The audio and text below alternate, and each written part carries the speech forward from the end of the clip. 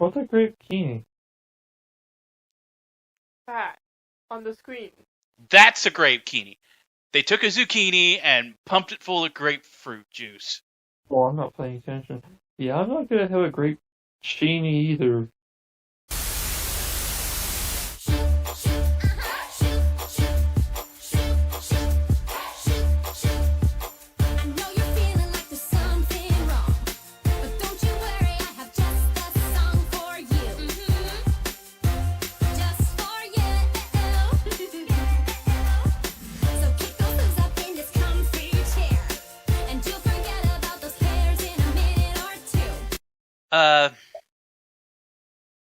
So we have alicorn powers coming more prominently.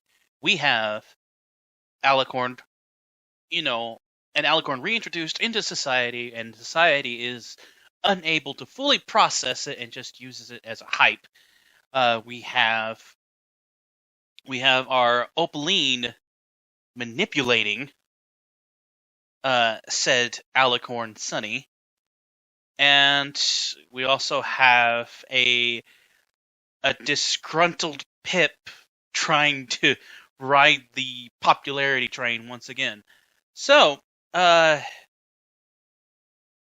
do we go from here on this? Well, if I may. Yes.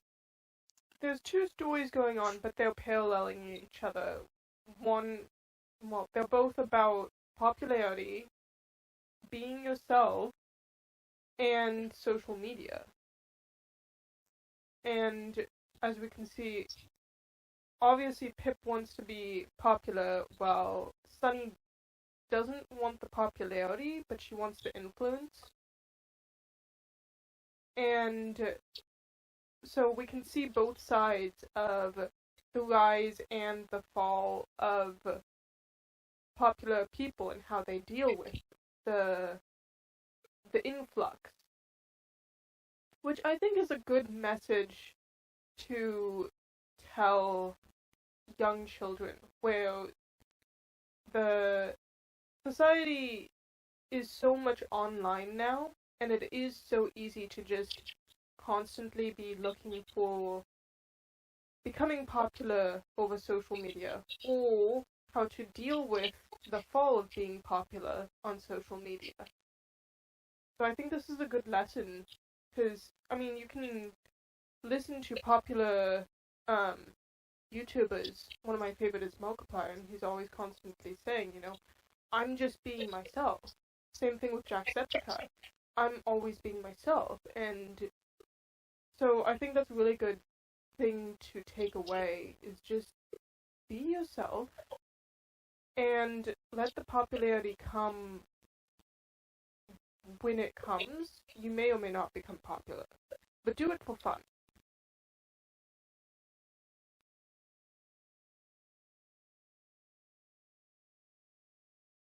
Cosmic? Yeah, kind of the exact same thing. Do be yourself, unless you can be Batman. But it is kind of a parallel between the two. Pip is trying to be popular, thus influence growing her community in that way, while Sunny's not trying to be popular by influence, but popular by what's the word? Popular by demonstration, more or less. The popularity would come from what happens due to what's done, instead of popularity by doing what everybody else is doing. That's Pip's scene. Pip is trying to, get everybody to do what she's doing to increase her popularity, while Sunny's actually trying to do something without any popularity behind it. In that, everybody loves French fries, just grow potatoes. But Pip is trying to more or less make a norm, while Sunny's trying to do something that other people have done that have increased, likability or popularity or just influence. But like I said, Pip's trying to social media it to the ponies, I'm guessing, while Sunny's just trying to do it for her community, more or less. But Sunny's not trying to be popular. Pip is, as we know, a social media mogul in her own eyes, so she has to be popular. So it's the difference between being liked and being liked for what you do. I think it's also nice. Obviously, they're trying to push, like, children eat your vegetables, but it is kind of nice to see them push it in a way of community. Be like, oh, let's do some gardening together. Let's eat some fruit instead of unhealthy food.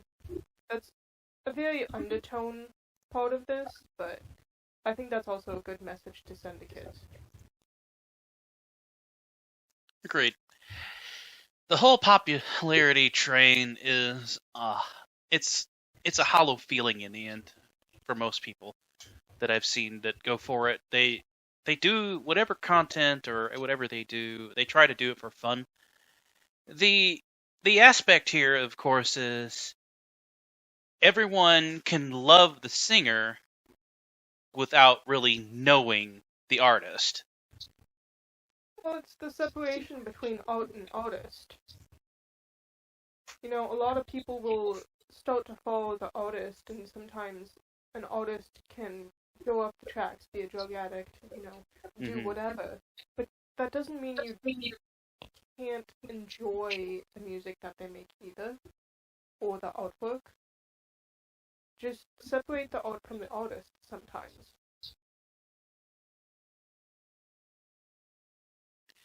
My question is, how did Misty get to the Philly 4 when she's a unicorn and not like, an Earth pony like the other three? How does that work? The other three of the Philly 4 are all Earth ponies, much like Sunny, but Misty's the only unicorn in that. How did that happen? That's a question. And as quickly as it did. Well, because they said the fourth was always on rotation. I'm sure Misty has picked up some gaslighting techniques from Opal, let's be honest. Mm-hmm.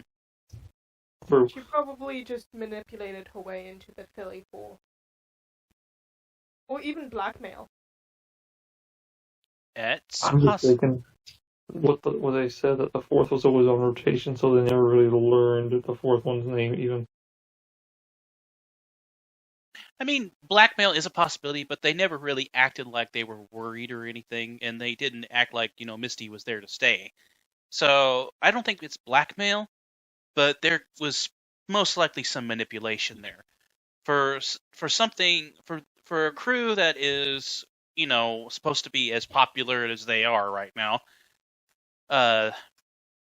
it makes me think that she had some sort of magic that she used, or possibly a manipulation technique, without it being necessarily like, oh, I've got some dirt on you. No, it didn't come off as that. It just, she probably came to the Philly 4 and showed off a certain kind of talent in terms of trying to align herself with them.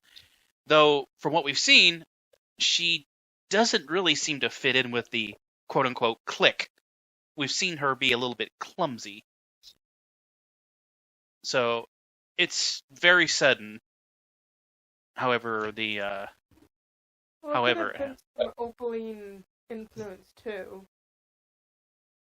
Like, she might have already known the Philly 4, or even been a hand to their rise in popularity in the background, and then just said, hey, I have a favor,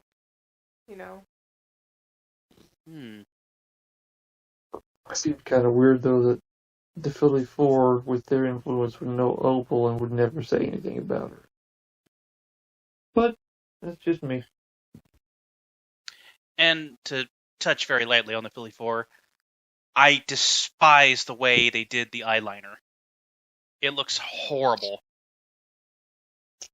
Why do you think there were sunglasses all the time? Yeah. I mean, I don't see how this is attractive in any lighting. Because it's... Well, I'm not going to say that because it's not entirely true. Well, I guess it's my own personal opinion on it. I guess it's all about the glam, right? Glitz and glam. Glitz Get it and right. glam. Right. Going back to season 4.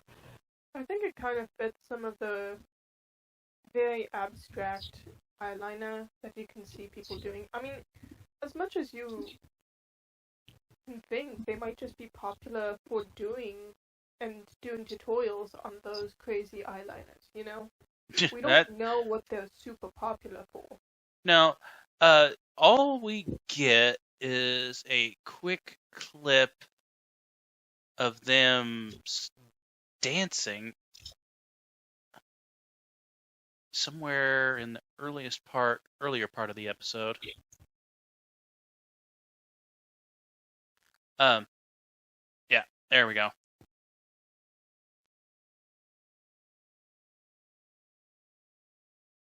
Okay. So, Hey, what I saw from there, the Philly 4 actually started with Misty, apparently. She was there. She was the fourth one. It's just it didn't show anything spectacular about her. It showed 3 ponies go flash across the screen, but Misty was not the fourth. But apparently she's been there since the beginning of what we knew was the Philly 4. Pick that up. And we know this Rose, or whatever her name is, isn't just some sort of creation of Opaline, which I had thought about since what we saw at the end of the episode. But getting to that later, because this Rose, Sugar, whatever her name is, said that she was friends with Sunny in the past. So this is kind of like what we'd seen with AJ and what's her name?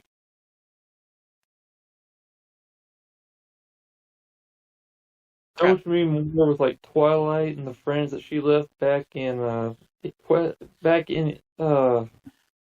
yeah. Well, no. It's the pony that was the diva who was friends with AJ at a camp. Oh. Yeah. Countess Coloratura, or Rara, yes. as she called her. But what's different here is that these are ponies that are a little bit, or I should say a lot, but shallower and blinded by popularity, where Countess Coloratura was doing it just to make others happy. I feel like the Philly 4 are kind of like the popular high school girls that just decided to make YouTube videos and became popular, sort of thing. Mm-hmm. So it's kind of like Sunny's high school popular girls. Out of high school, they actually became popular on the internet.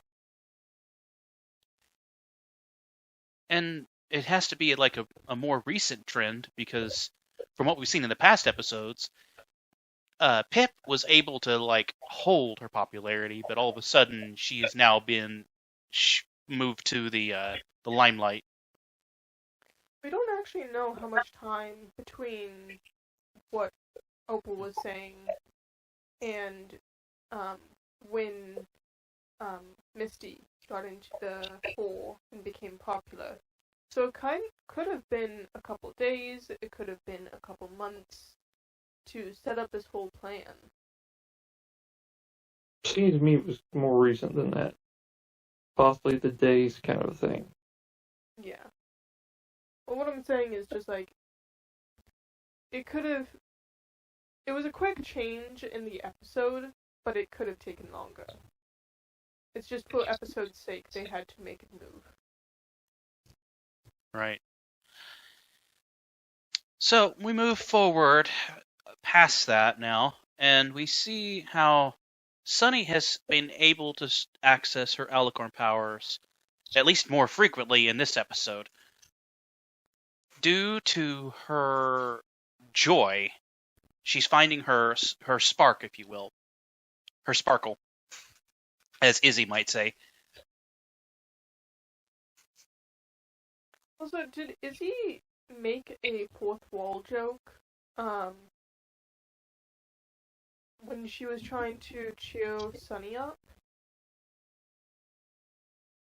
When Sunny went off crying? Sorry, that was kind of random. It's like right before they got up and left. Needs to believe, truly believe in what they're fighting for. That they can make the world a better place for every pony kind. Being an alicorn doesn't make you different. It makes you the same. It does? You're every pony all in one. Like Zip's spy ear. Or one of those pens you push that has every color. That has an earth pony or an alicorn. You've inspired all of us to be better ponies. That's your true power. Thank you, Izzy. I guess that is true. And really, really wise? I carry the limitless knowledge of my unicorn ancestors. It's a little Okay. bit farther. Just a little bit. Huh.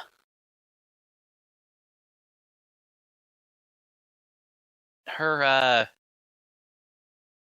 there was a little bit of Pinkie Pie showing there. Part of Zip is. Or I Is mean, the ancestor of Starswald bearded? Oh, but it's a little bit farther. Just a tiny bit. yeah, keep going. She screams at the air. I'm ready to see whatever you two were talking about earlier. Good, because I think it'll put you in even better spirits. Shh, anti-buttons, not now. Oh, Okay, what is that? She's screaming at her ancestors, remember? She says, Oh. I carry my unicorn ancestors. So Anti-Buttons is apparently her ancestor, and she's screaming at the air. She's quote-unquote in tune, but nobody else can hear it. Because after they walk off, Zip's looking around like, what? Where? Okay, so this is our first. I'm pretty sure that this is the first interaction we've seen with Izzy talking to the dead. which kind of fits her sort of hippie mindset, being able Yes, to it talk does. to Izzy is animals. very hands-on and making. If you go back to the movie, she makes stuff out of everything she has lying around. So it's very, and with the way the unicorns are previously before the magic comes back, it seems very earthy, kind of, believing in the spirits and the things that aren't there. Because we see Zip kind of looking around like, what? Yeah, Zip's like, huh? Yeah.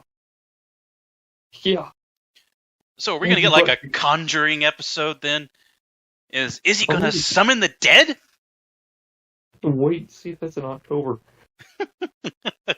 Wait, wouldn't that feed back to that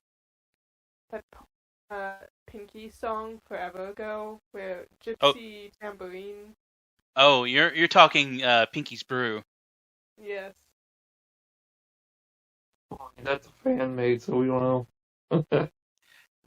Yep. But yeah, I don't know. It's just Izzy can now Izzy apparently has a link to the dead. Apparently, she has her own movie that's called The Sixth Sense, where she sees dead people. Yeah. Oh gosh. We're gonna get an episode of them sitting in a summoning circle, and they summon the dead spirits of the main six. I hope that comes up. I want to see that. I mean, they've already brought Twilight back. Why not just bring them all back?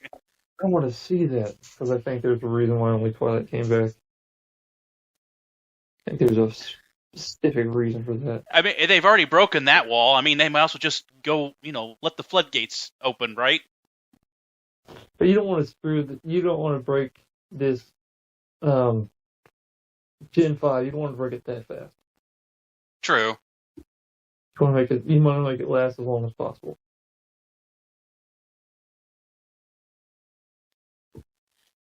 Anyways. You want to make it last, so at least you can have a Gen 6 if it comes to that. What were we talking about before we went on this tangent? Something about Izzy? You Well, were talking about Izzy breaking the fourth wall. yes. Yeah, before that. The alicorn powers that Sunny seems to be able to grasp a lot easier now. Due to the fact of her, being able, okay, I'm stuttering everywhere. Let me collect myself here. This is gonna get cut. We first see Sunny at the very beginning of the episode trying to convince the town ponies to, try to eat more healthy. And of course, as any other activist that pops up on a podium, there are those that have no interest in this sort of thing. Hey, French fries are potatoes. They're good for you. But guess what? We get this moment where instead of just an ordinary everyday activist, we put a celebrity up on stage. Yeah, that usually happens. And then guess what? People's opinions suddenly seem to change. Yeah, that does happen a lot. What's funny though is a lot of times when we put a celebrity on stage, there's a lot more people who are either for or against, depending on who it is. Really weird. I love these cards that Izzy is handing out. They're literally just pictures. Oh, yeah. And, I mean, they look very well laminated, too. They're like placemats. I was going to say street signs. Yeah, they're pretty big cards in my opinion. That's gotta be some kind of like two-sided pamphlet kind of a deal, you know? That's gotta be what it is. I understand it's just pictures, but I think what the creators were trying to do is make it like one of those two-sided pamphlets people will hand you out, and that's why they hand that out, because there's two sides, and everything good is on one side, and everything bad is on the other. That guy, he must eat donuts by the dozen.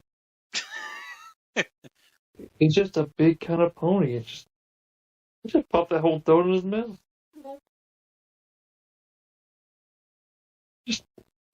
That whole donut just went in his mouth. He's got to eat donut by the dozen. He's more big. He's better at it than Homer. What Oh, I dear. want to point out is the movie pointed out that the unity between ponies working together activated Sunny's alicorn powers, you know, when the hole in the ground opened up and she jumped down to save them with the lantern, and so everybody working together gave her alicorn powers. But now it's activated when she has a drive. But the drive is to bring other ponies together. But it's also what she wants, you know? Mm-hmm. And it's specifically talking about Earth Pony powers. She's thinking about how Earth Ponies could excel. Yeah, if you go back and you freeze it when it's showing the 4 ponies and then the next 2, you notice they're all Earth ponies. There's not a unicorn or a Pegasi in the bunch. They're all Earth ponies. Mm-hmm. This is an episode about Earth ponies more than it is about the Pegasi or the unicorn. Everyone there, Earth pony. Next one, again, Earth ponies. There's no Pegasi, no unicorns in there. So this episode is about maybe the Earth pony grow delicious, vegetables. Delicious vegetables. To be honest, I think Sunny is preaching to wrong ponies. She's preaching to the city folk when she really should be preaching to the farmer ponies. Like Pansy, what was her name? Pansy Pose, who had her flower garden. She should be preaching to those who actually do already garden, so they already understand the basics of growing. And let's be honest, the farmers are probably the ones who are selling a lot of produce already all over this new Equestria. I'm just going to call it that.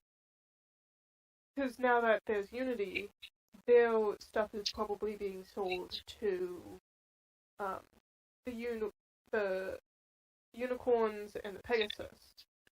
So Zephyr Heights and not even that, just unicorns and Pegasus in general.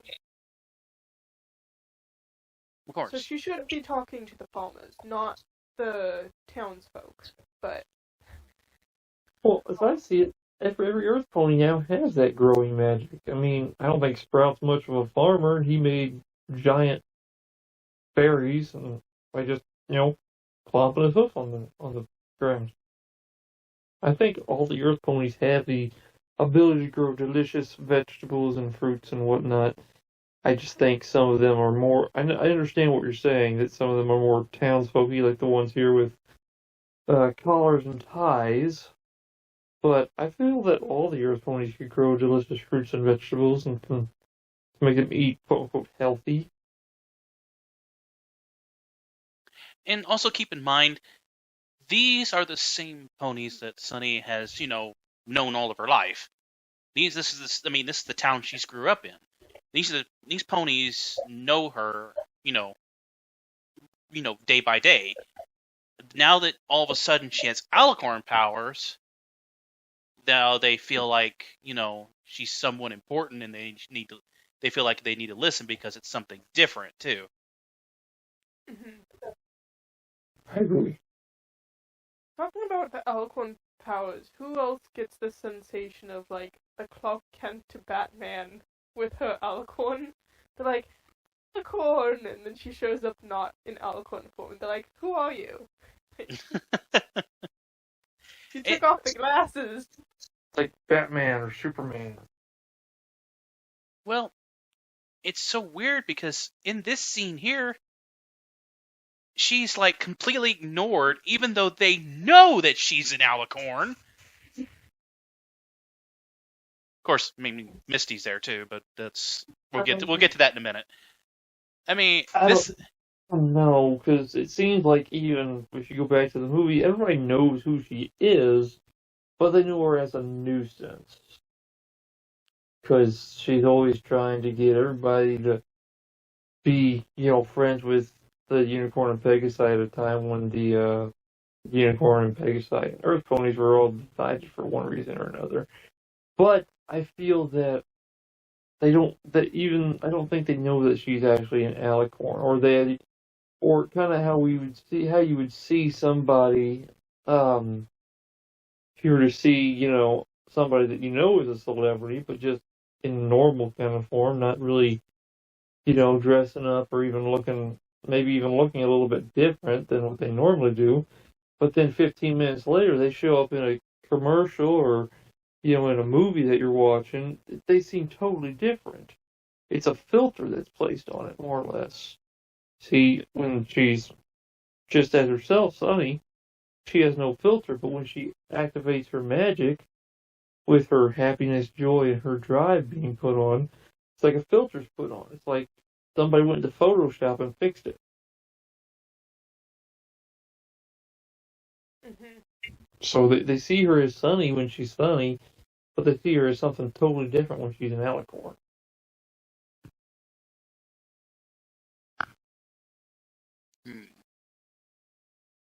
It's kind of how we do it. And, normal, everyday stuff. We see people, how we see them. If we know them well, we see them as normal and not anything. Somebody we see every day, it's normal. They're not all that special. But somebody we don't see very often, they may change their appearance and they're totally different. Like, whoa, wow, we could have put them on a podium on a pedestal. Could have set them up.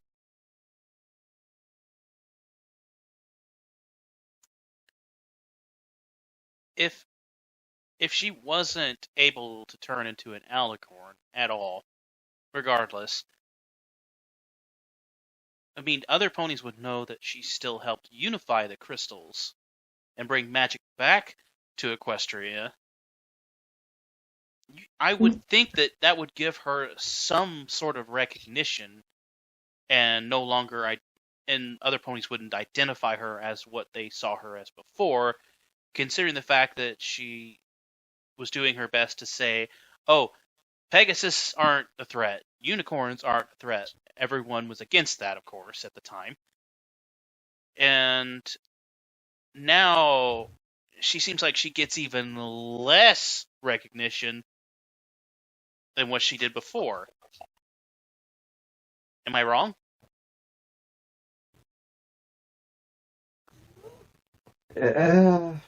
Well, that's kind of hard. I think she gets about as much recognition as she did get before, except now she doesn't create problems nearly as much. I think possibly because I think possibly because this, we don't know how long time is taking place between episodes. It's there's been some time span, but it's hard to guess at. But it could be that even as it's going on, and it seems like to me, even in this episode, it seems that although the Earth ponies have their quote unquote growing magic, they're not really using it very often. But it could be that they only use it around their area and they're still kind of getting used to the whole magic thing. And if they're still getting used to it, that may be the big thing. So the whole unifying of races and the whole magic coming back may still be the whole big thing, and that's the more prominent thing than the magic coming back itself. Because I don't think Earth ponies ever really had magic before, not that we know of anyway. So it could be that either the whole magic cat coming back thing seems more prominent and more innovative, more foreground than the person who brought the magic back. Like, oh, magic is back. That's cool. I didn't even know we had magic. Instead of, oh, this person brought the magic back. Seems like maybe the magic may be more important in their minds than who brought it back. Similar to like, well, what's a good simile? I was gonna say like when an artist sings a song, but the editor's the one who actually, brings the song together. But, Well, that's kind of a way to do it. The editor brings the song together, but the person doesn't know the editor. You don't stay at the movie. You don't stay at the end of the movies to watch who played what part. You're more interested in the person playing the part during the movie. I mean, I could say, hey, Chris Evans is a great actor, but you don't care that Chris Evans is a great actor. You just want to know what parts he played. I tell you, well, Chris Evans played Captain America in the Marvel Universe. Chris Evans played Johnny Storm in the first Fantastic Four movies. Chris Evans played the voice of. Well, I'm not going to use that because that movie's actually bombed. Anyway, you're going to care about that. You're not going to care about that he's Chris Evans. You're not going to care that that's who he is because you don't know what he really looks like without all the artist and the makeup and everything. But that's the important part about it, is that everybody else behind the scenes, you're not going to know who that is. You're not going to know the editor or the makeup artist or the costume person or anything like that. You're going to know the main character, and then you're even more wanting to know who the main character plays. You're more interested in the fictional character than the actual character, than the actual person. You know what? I agree with that. I can accept that. That works out really good. It's just an example. Because, they say, this person sang this song, this person put in all the sound effects. Well, I'm more worried about the person singing the song. Sound effects, sure, you can hear it on the background, but the person singing the song is the focal point. That's what I'm most zoned in on. I'm zoned in on the person who's singing, not zoned in on the sound effects behind the person who's singing.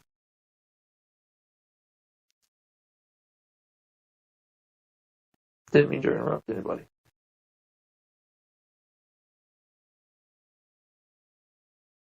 Sol, was there something you was going to add?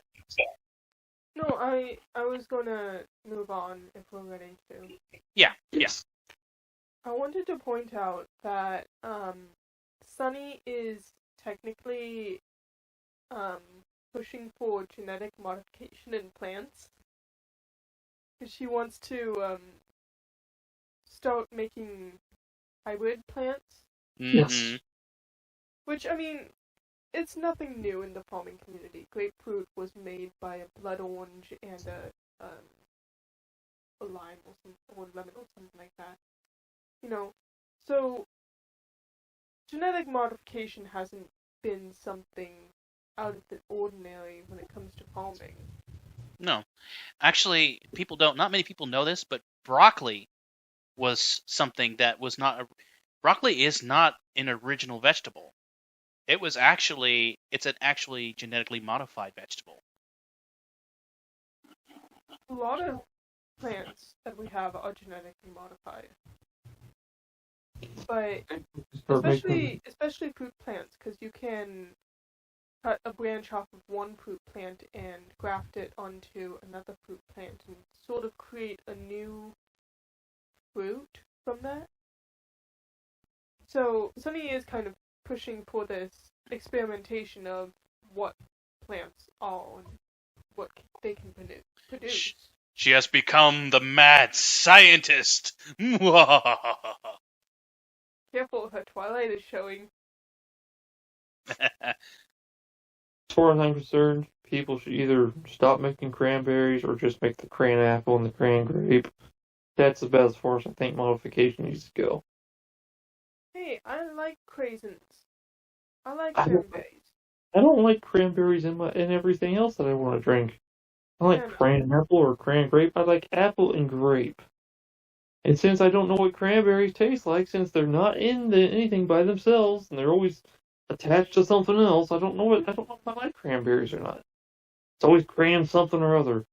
Cran apple, cran grape, cran mango, cran chops. It's because Cranberry, apple and grape every are other a lot juice. easier to farm and create a lot more juice. So it's cheaper to make in a mix of cranberry and apple juice than it is to just have pure cranberry juice. Then just make it pure apple juice.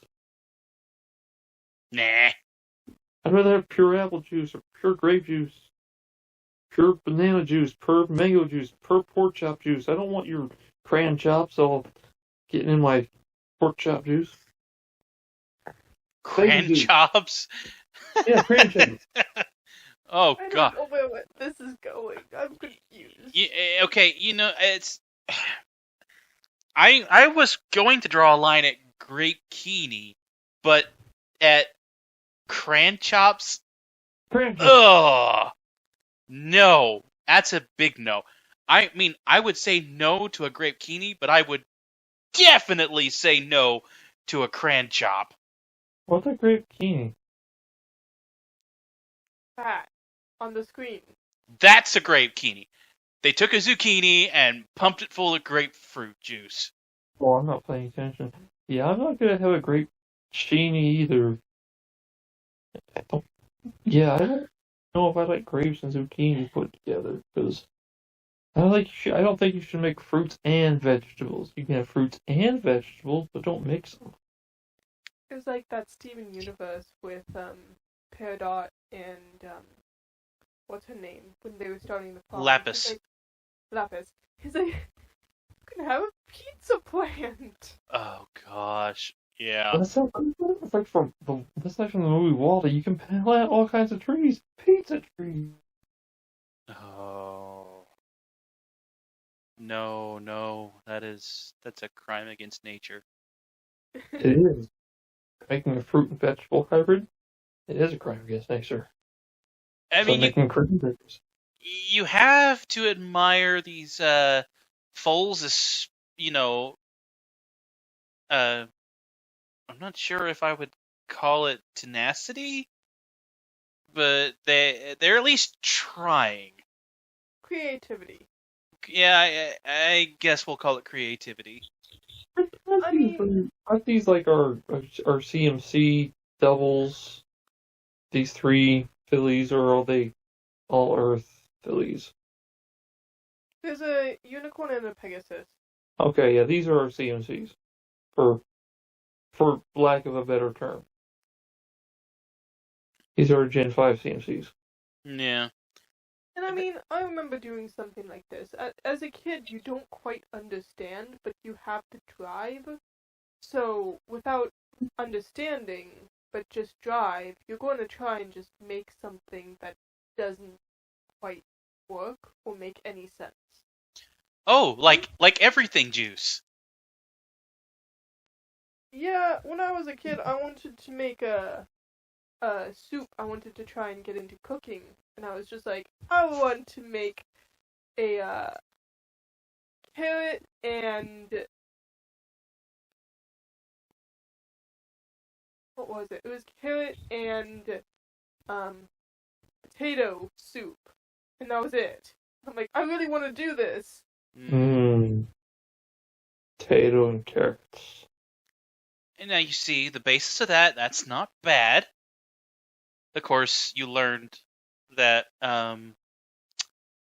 there's a little bit more to it than that. Exactly, and that's what these fillies are learning is there's more to it than just putting two fruit together. It's knowing which two would work together. Mm-hmm. You know And what? you're only going to learn that through trial and error. Right. And you know what? Thomas Edison said it the best way. And I think, but without me destroying and, phrasing it wrong, I think I'll let Cosmic say it. About what? What Thomas Edison says about the light bulb. Okay, I believe he says, because in he says, somebody says to him, and he says, I found, it's not that I didn't find out how to make a light bulb, I just found 2,000 ways how not to make a light bulb. Exactly. Something reminiscent of that. Yeah. You phrased it better than I would have. But yeah, Thomas Edison was approached by other colleagues, hey, you invented the light bulb. And then, like Cosmic said, no, replied Thomas Edison, I didn't invent the light bulb. I just found, multiple ways of how not to make a light bulb. Because he went through multiple different combinations before he actually found the light bulb. And let's go simpler. Let's just start with like a combination lock. Even if you don't know the number, eventually you're going to get to that number. Yeah, 4-digit combination, you might have to go through 9,998 different combinations before you hit the 9,999th combination. That will open it up, exactly. Right. So, granted, it's what these fillies have created isn't very appealing, but the fact that this Earth Pony filly tried shows that there is potential, and that maybe something maybe something really beautiful will come out of it. I'll try anything once. And Even a I'll great be trainer. honest, those 3 fillies have been a fan of Sunny even outside of her alicorn form.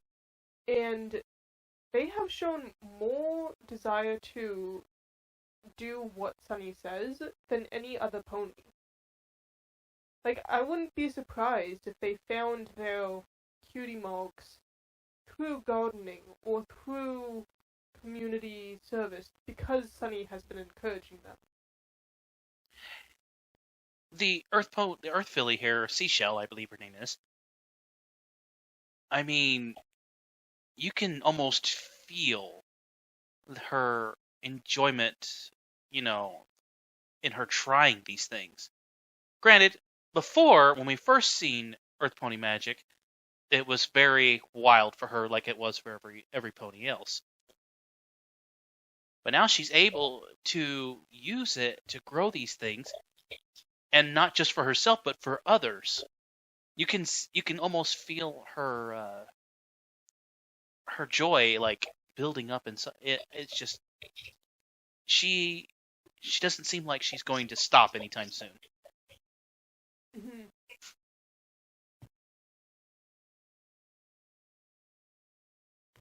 I can't remember the name of the other two. I apologize. I'm not a racist, a pony racist.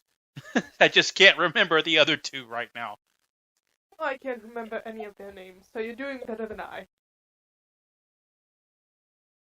Oh, and okay, cut. This will be a cut right here. Okay, so we have Billy 4. Okay, I thought it was actually going to say their names here. One's a sugar. That's like Yeah. the main one. I think we only learned the name. Yeah, of Sugar, Sugar Moonlight. Rose Dust, Lily. Okay, Rose Dust and Lily, I'm guessing. Lily is one. Yeah. Yeah. Okay, this is Sugar talking to Sunny right now.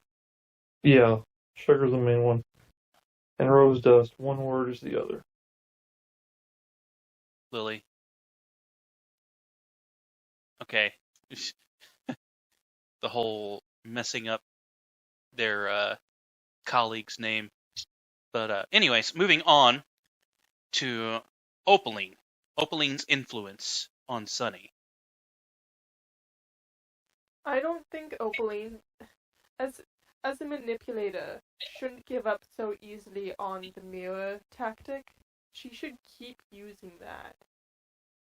Because obviously she did convince Sunny, and she was talking into Sunny's actions. She shouldn't give up on it as much so quickly. Manipulation takes time, and it's the little root of doubt that keeps growing in your mind. So she really shouldn't be like, oh, this plan isn't working, I'm gonna try something else. Yeah, try something else, but also keep this root growing. Keep the soil for the seed of doubt healthy, you know?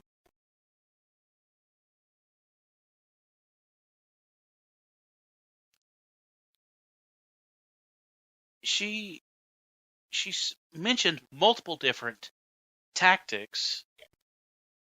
I mean, granted, so far the mirror has been a constant. At first, I thought the mirror was meant to, absorb and steal the magic. But she doesn't even mention that here.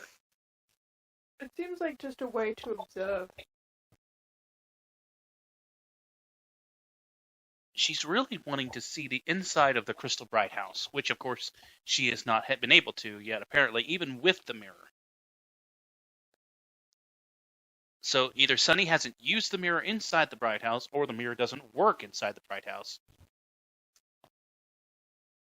I think it'd be the second part of that. The mirror works not in the Bright House due to it being, where all the magic is concentrated most anyway. Kind of acts as its own buffer against, another force. It's a good force, and at its source, it's most powerful against evil forces. Yeah, I thought we saw that the mirror staticked out for Opal when Sunny went inside once. And I feel like the mirror might not work because it's a tool for breaking apart the clans, and it's sort of a dark magic, while the lighthouse is literally the symbol of all three races together, and it's kind of a light magic. So I think the light magic and the unity overpowers the dark magic and this unity. I don't know what the proper word for it.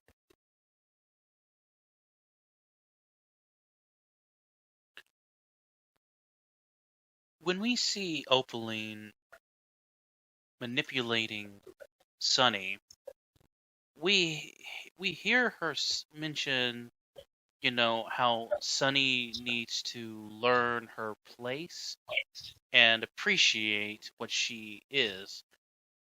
So you get this thing from Opaline where she feels superior.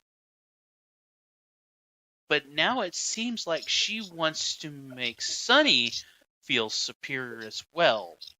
So is she building up Sunny to be her equal? Or is she just building up Sunny to be an alicorn to steal her magic? Because it feels like it's going both ways at this point. The way she talks. I feel. Go ahead. No, you go. I've been talking a lot. I feel that she's trying to more or less manipulate Sunny into using her power, and then at some point, somehow through Opaline's own magic prowess, that either Sunny will. Well, it's not working that way. So I feel that she's manipulating Sunny to use her power so that she can steal her power some way through the compact, through her magic pool. Not sure exactly how it works because it's magic and that kind of stuff. But I feel like she's trying to both manipulate Sunny and somehow get her power in some way. I'm not sure exactly how because it's Opaline and she's a true alicorn, if you will. At all times, I feel that she's trying to steal her power, or I'm not sure. I'm not sure exactly what I'm trying to say. Trying to manipulate her and steal her power. That's all I got. I feel like the plan was sort of exactly that. It was to manipulate her to steal her power, but the idea was to make her feel superior above all the other races, and then get this sort of camaraderie with her. Be like, oh, there's another alicorn, you should meet up with her so that you can have community, something that you lost when you felt superior. And then as she gets her alone, she can then either manipulate her into doing whatever she wants to get the magic, or just simply spend the time properly stealing it from her, however long it takes, whatever. Even if she was like, hey, you feel alone because you're an alicorn, there's another alicorn, you could give your power to this alicorn so you can have your community back. You can be just an earth pony again. And that could be a way of manipulating her too.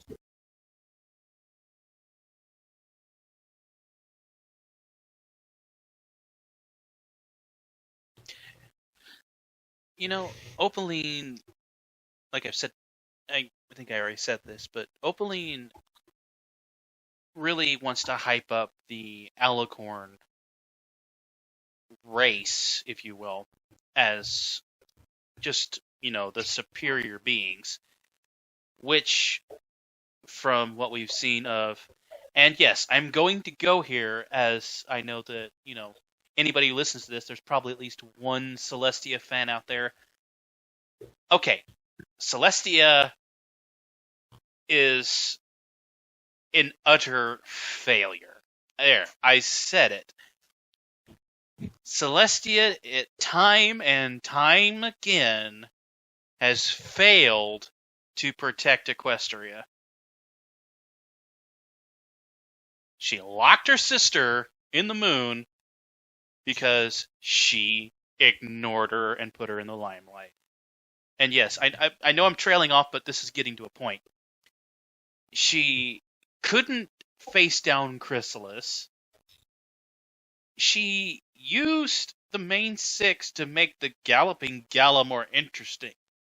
Yes, if you've forgotten that, in Season 1, she invited the main six to the gala because she knew what was going to happen.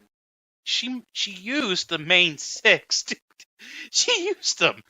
Come on. You got to remember that. Because otherwise, why would she have invited them if she didn't know what was going to happen? She said herself it was boring as could be. And she failed to beat Chrysalis. She failed to hold back the darkness in the Crystal Kingdom when Sombra came back. And she didn't do squat to stop Tyrek.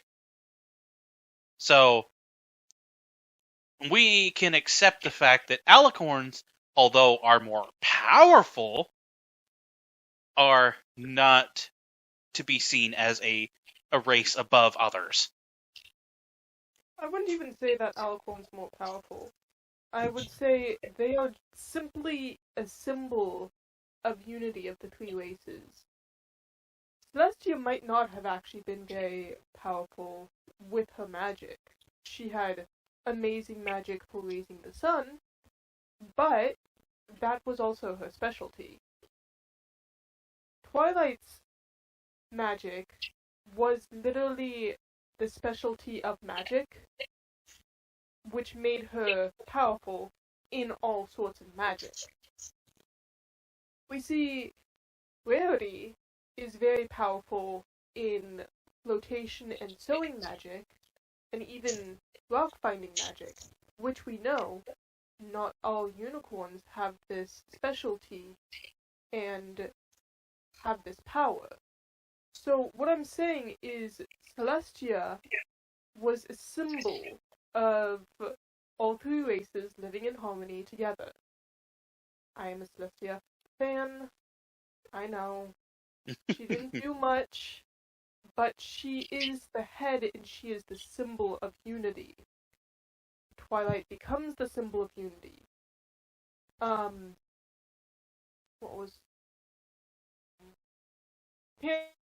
The symbol of unity. Alicorns aren't necessarily godlike. They're not special powered. They are just a symbol of unity between three races. Which brings up the question,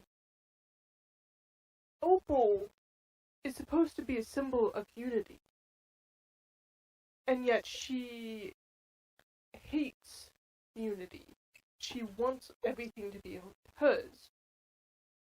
So how did she become an alicorn? Was she born an alicorn? Was she made an alicorn and then corrupted over time? As the saying goes, you die a hero or live long enough to become a villain. Which I think has happened to her. She lived long enough to become a villain. She might have been something in the past, a symbol of unity, but through time, she saw the worst in ponies and just was like, okay, they just need an iron fist, basically, to rule them.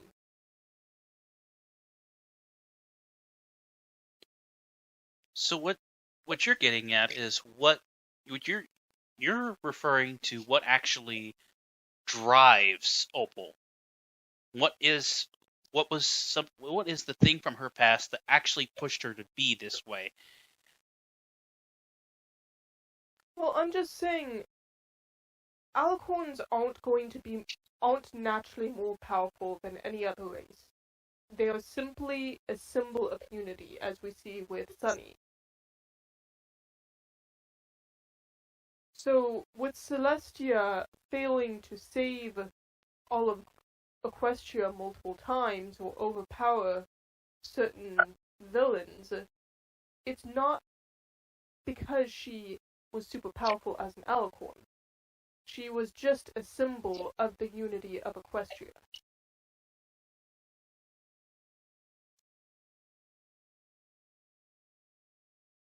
And of course, that's something we can agree with, is that alicorns are meant to be a symbol of unity, and are not to be meant as the superior race. And that's where Opal is coming from. She thinks that alicorns are a superior race, when I'm saying technically, they're not. They're just as skilled as any other unicorn or any other Pegasus or any other Earth Pony. They're just a symbol of all three together.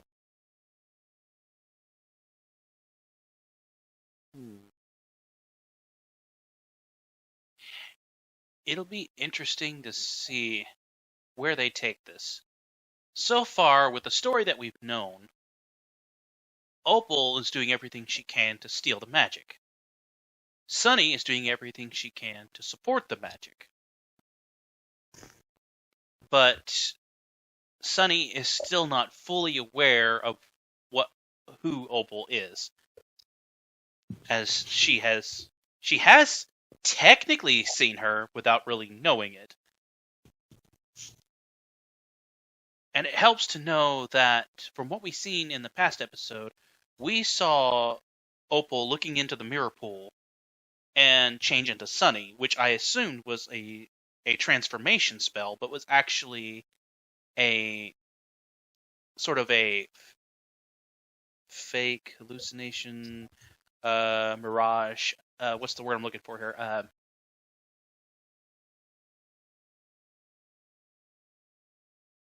A filter. I guess that's the best way to say it. She put a filter on her face, as you know, we've been talking about popularity and whatnot. She put a filter on her face to make herself look like Sunny. Though, you know, if someone starts talking to me through a mirror and it doesn't sound like me, I'm gonna get a little suspicious. Well, sorry. I don't think it's suspicious just because they don't sound like you, because it's a different you. If you're talking and you're not so sure about what you're saying, you may not sound so sure of yourself, or you might sound kind of muffled or mumbled. But if you're more sure about yourself, which is what Opal is showing to Sunny, because Opal is sure of herself. Opaline is sounding more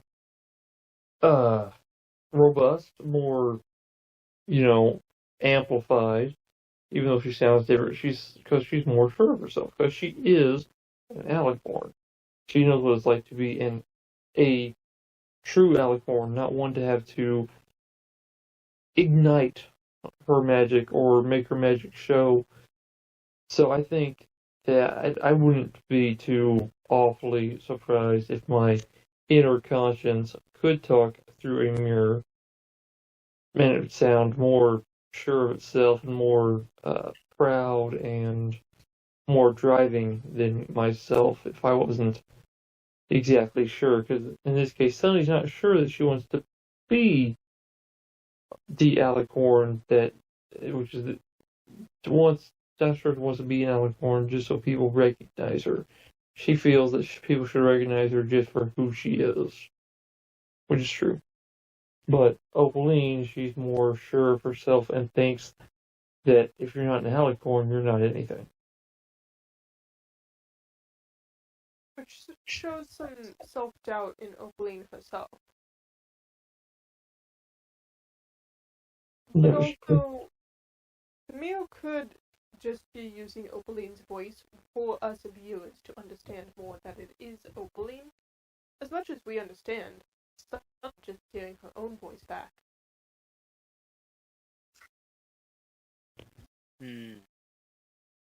Okay, I can see how that would be a more possibility. Rather than have her voice coming out of the mirror, it was easier for viewers, especially for younger viewers, to hear Opaline to kind of make it just a little bit more different, so it didn't seem like, the animation's not grabbing, the voices and whatnot. Yeah. Also, of all the expressions Opaline has made, this is by far my favorite. This whole oh yeah, this is wonderful. It's the expression that says, I'm surrounded by non-intelligence. I don't want to say a different word. Yeah. But I'm surrounded by, ignorance. It's like she, Bless she your heart. she says like, Sonny, what the buck? Like, really? Question mark? Really? Question mark? Yeah. It's like, She's had enough of Sonny's bullspit. sure. She's just like, let's move on before we actually get demonetized. this is recording. It's not streamed. I'll edit what needs to be edited. Besides, if I show any of that anyways, it's going to get demonetized. I just wanted to talk about it. I love how also in the mirror it reflects Opal's expression.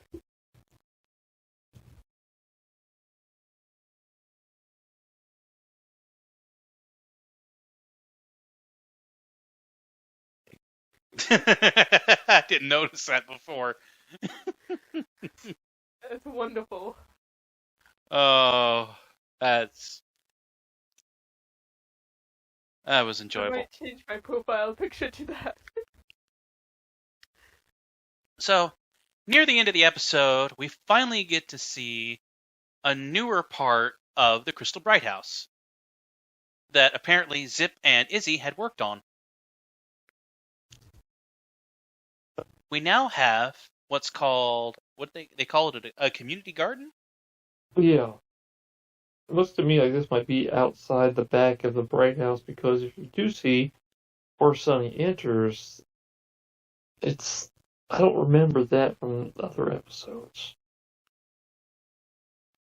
I think it's a different part of the Bright House that we've never seen that's now infected with a community garden. I don't know if it's behind the Bright House or it's on the side of the Bright House. I thought this place already existed and they just added more gardens to it, because it was shown during Mayor Day, the recreation, wasn't it? Personally, I don't remember the gate and the fence. It could have been there, and I just don't remember it. Well, this is definitely a bigger interaction with it that, we can actually associate with it being there. Mm-hmm. So, with this community garden in place, it makes me wonder if it's going to be used as part of the plot that's, in motion right now. I hate to say I highly doubt it. I really hate to say I don't think it's going to be used nearly as much as they could use it. I hate to say that, but I feel like it's going to be used a minimal amount compared to the rest of the episodes. That's all I feel. I could be wrong. Just a guess. More product placement, you think? Yeah, I think it was more or less to get the point across of why Sunny becomes an alicorn. It was kind of that, how she becomes an alicorn, and kind of finally to get Pip to fully realize that it's okay to be yourself, that it's okay to be yourself in that way. Well, So I it don't doesn't even have to be for selling more toys. It could just be propaganda, for lack of a better word. They're trying to encourage not only young kids, but adults to do community gardening. doesn't work where we are. But yeah, I don't really think it's going to push the story much more forward, if any at all. It's just there. I would have liked to see the garden around the tree that grew up when they all had to stop that giant fairy. Mm-hmm. It would have been nice to see the garden around that as sort of a giant traffic circle.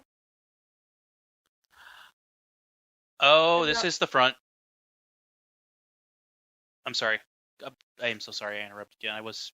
No, it's okay. It's okay. But all I was saying was, it would have been nice to see it around the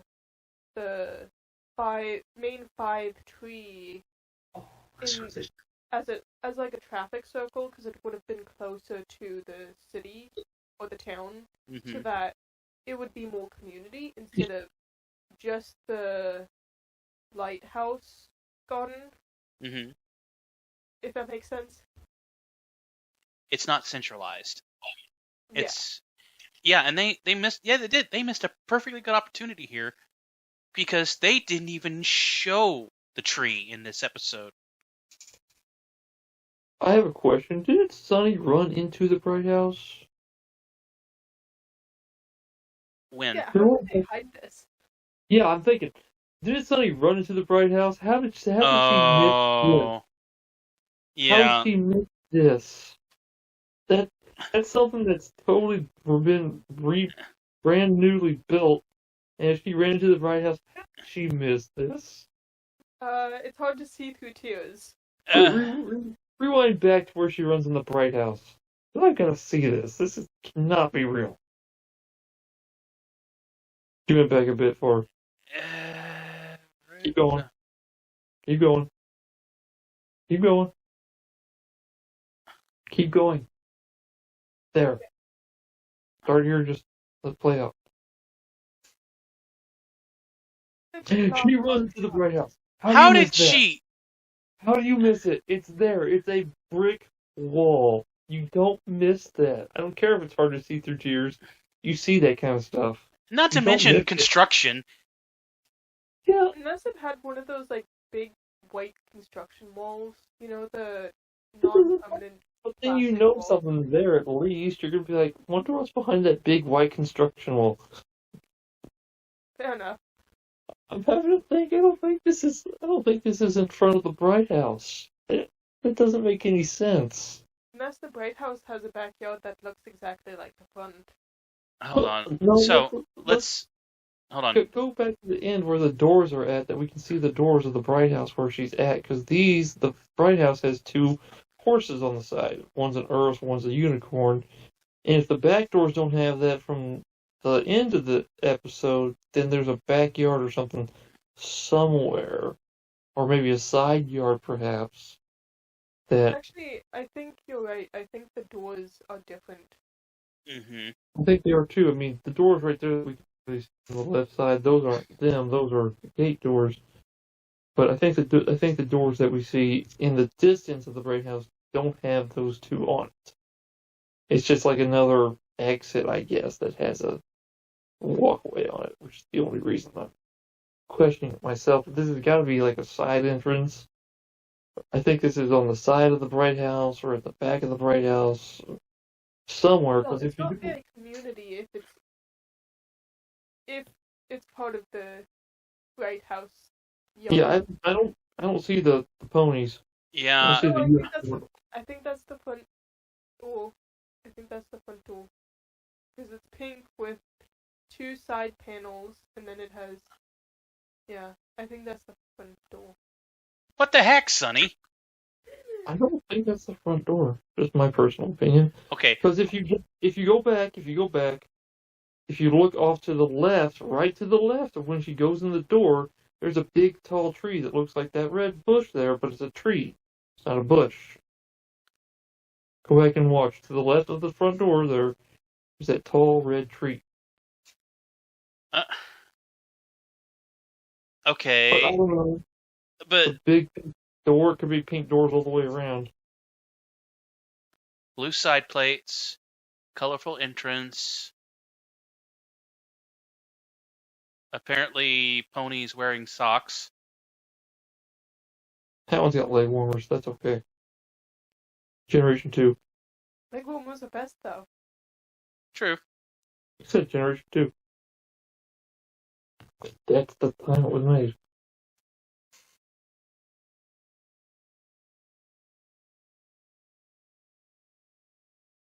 No, I think that's the same, because it still has the bush off to the left. What the heck, Sonny? Right. There are the flowers. Anyway, I don't know. Maybe it's Izzy. Maybe she's got more magic than we think. So She got magic. the It's thing, like it's like Doctor Who, where the TARDIS can be in plain Bigger on the sight, inside. but it no one looks at it. It's like the TARDIS. It's bigger on the inside. we see it's like some of these video games where you have an item that's already pre-built and you just place it, like for Sims and stuff like that. So while Sunny was sitting there crying, Izzy and Zip had already made this thing and had it saved in their inventory. And it's like, okay, now I want you to stand right there. Hold on a minute.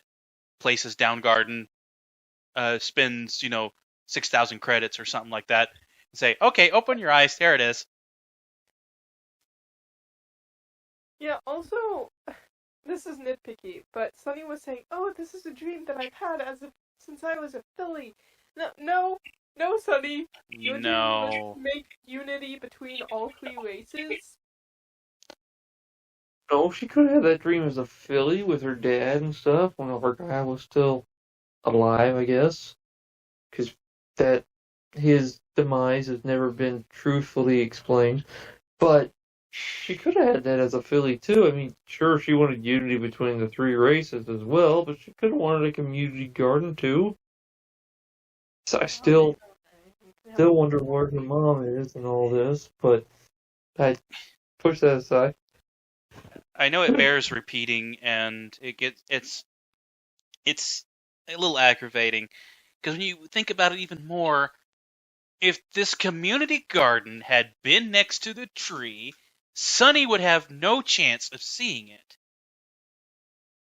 But she ran right past this, even though this is something that couldn't have just appeared overnight. No, because Izzy even said that she and Zip had been working on it. Right. Oh, excuse me. All right. But anyways, that was Alicond. Oh, Alicorn. Okay, I get it now. Okay. Yeah. So that was the episode Alicond. Overall, we have a fair storyline. A bit cringy at first with the whole popularity scene, but I know that nowadays everybody's on TikTok, YouTube, Snapchat, and Feedbag, and all the other good stuff that's out there these days. So, I mean, it relates more about what goes on, in our current society. People holding on to popularity status and trying to make themselves feel better while making others feel better, but then getting blindsided by appearances rather than just by the core values. What we've seen, we got to see all of the main five here, and we got to see a little bit of Sparky using more magic here. We didn't get any songs, and we didn't really see anyone outside of what we see, of the ponies that we normally see inside of we'll call it Sunny's Ponyville. Maritime Bay. Thank you. Inside Maritime Bay. The one, we'll call him the Hefty Horse, had a few lines in here. Alec Horn, apparently at the end of the chant. Overall, based on what I've seen, I would give the episode, it didn't quite lift my spirits as much as the last episode. So I would give this episode at least an 8.5 out of 10. Not the best that I've seen yet, but not exactly the worst either.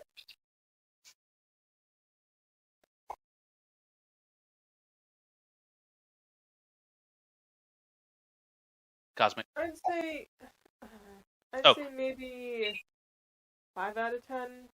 It really is going to be forgettable for me, to be honest. Nothing bad happened. There's nothing that I disliked about it, but there's nothing I really liked about it either. There's nothing that I feel like progressed the story. it did have a good moral, like eat your vegetables and don't worry about being popular on social media.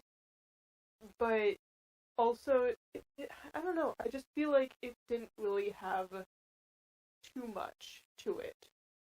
Just kind of a filler episode. Which isn't bad, but it just, I feel like it's one of those episodes you watch and then you move on to the next one and you forget about it.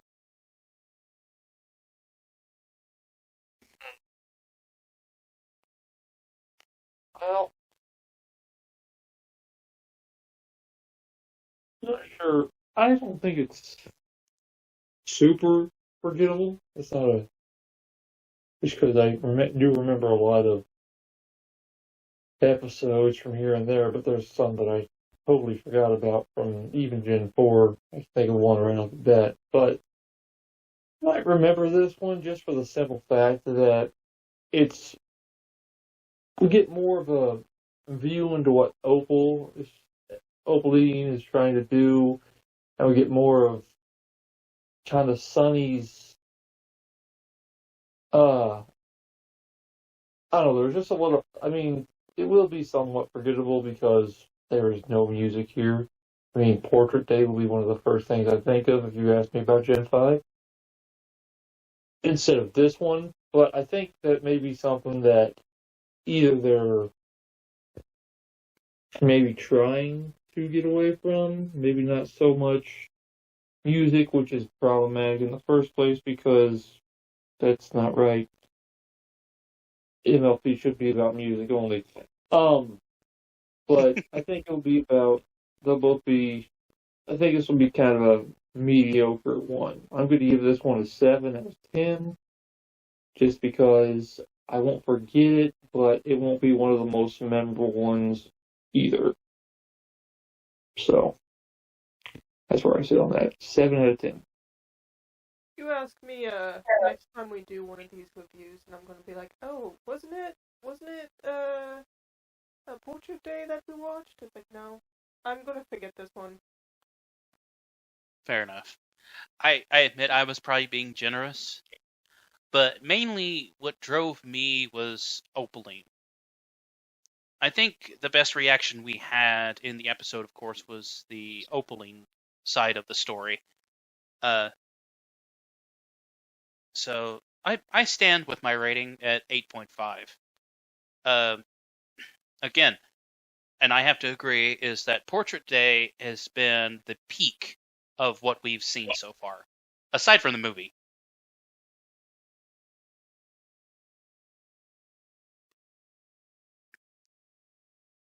Today's probably the best one that we've gotten to thus far.